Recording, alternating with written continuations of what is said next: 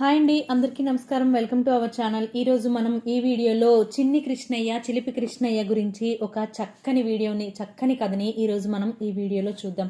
అయితే వీడియోలోకి వెళ్లే ముందు ఎప్పటిలాగే నాదొక చిన్న రిక్వెస్ట్. నా ఛానల్ని కొత్తగా చూస్తున్నట్టయితే తప్పకుండా సబ్స్క్రైబ్ చేసుకుని మరిన్ని మంచి డివోషనల్ స్టోరీస్ వినండి. అలాగే వీడియోని స్కిప్ చేయకుండా చివరి వరకు చూసి వీడియో నచ్చినట్టయితే లైక్ చేసి మీ ఫ్రెండ్స్ అండ్ ఫ్యామిలీ మెంబర్స్కి షేర్ చేయండి. ఇక వీడియోలోకి వెళ్ళిపోదాం.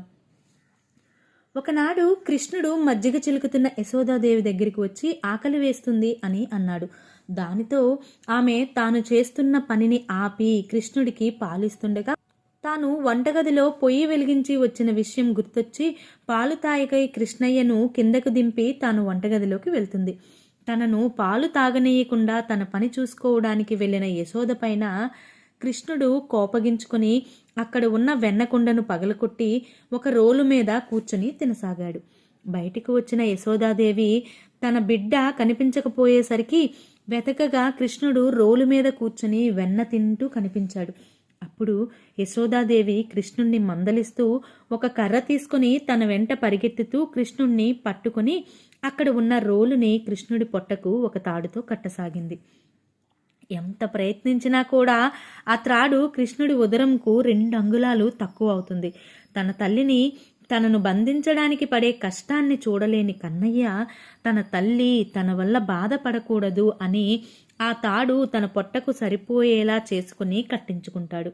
ఇలా తన తల్లిపై ఉన్న ప్రేమతో కృష్ణుడు ఆ ధామముతో అంటే ఆ తాడుతో ఉదరముకు కట్టించుకున్నాడు. కాబట్టి ఈ మాసానికి కార్తీక దామోదర మాసము అని పేరుస్తుంది. చిన్ని కృష్ణుడు తమ ఉద్యానవనంలో తన ఉదరమునకు కట్టి ఆ రోలుతో అటూ ఇటూ పరిగెడుతూ ఆడుకొనసాగాడు.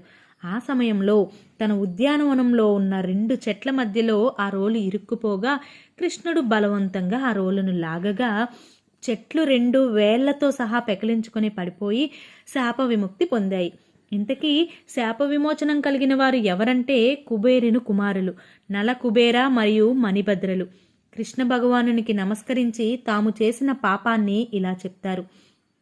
తమ తండ్రి కుబేరుని ధనాన్ని వినియోగిస్తూ రాజ్యాలను ప్రజలను మరిచి తాము సుఖ సంతోషాలలో భోగభాగ్యాలను అనుభవిస్తూ ఒకరోజు కొలంలో మద్యాన్ని సేవిస్తూ స్నానం ఆచరిస్తుండగా అటుగా వెళ్తున్న నారద మునివర్యులని మేము చూసి కూడా ఆయనను విస్మరించగా నారదముని కోపగ్రస్తులై మమ్మల్ని ఎటూ కదలలేని అడవి చెట్లుగా మారిపోవాలని శాపగ్రస్తులను చేశారు. క్షమాభిక్ష కోరిన మాకు ఆయన శాంతించి నందమహారాజు ఉద్యానవనంలో అర్జున చెట్లుగా ఉండాలని, అప్పుడు మాకు మీ వలన శాప విముక్తి దొరుకుతుంది అని వివరించారు. ఇలా అర్జున చెట్లుగా ఉన్న తమకు విముక్తిని ప్రసాదించి తమను దీవించారని కృష్ణ భగవాను ఉద్దేశించి దామోదరాష్టకమును ఇలా పాడసాగారు. దామోదరాష్టకం పాడి తమ యొక్క కృతజ్ఞతను శ్రీకృష్ణ భగవానికి తెలియచేశారు. ఇదంతా కల్లారా చూసిన గ్రామస్తులు కృష్ణ పరమాత్మకు చేతులెత్తి మొక్కుతూ తమని రక్షించడానికి వచ్చిన విష్ణుమూర్తి రూపమే అని గ్రహించి ఈ దామోదర అష్టకాన్ని ఈ పౌర్ణమి నుండి కార్తీక పౌర్ణమి వరకు ప్రతిరోజు పఠించాలని, అలాగే ప్రతి ఏటా ఇదే విధంగా పూజా కార్యక్రమాలు నిర్వహించాలని నిర్ణయించి యశోదా తనయునకు జేజేలు చెబుతూ తిరిగి వెళ్ళిపోతారు.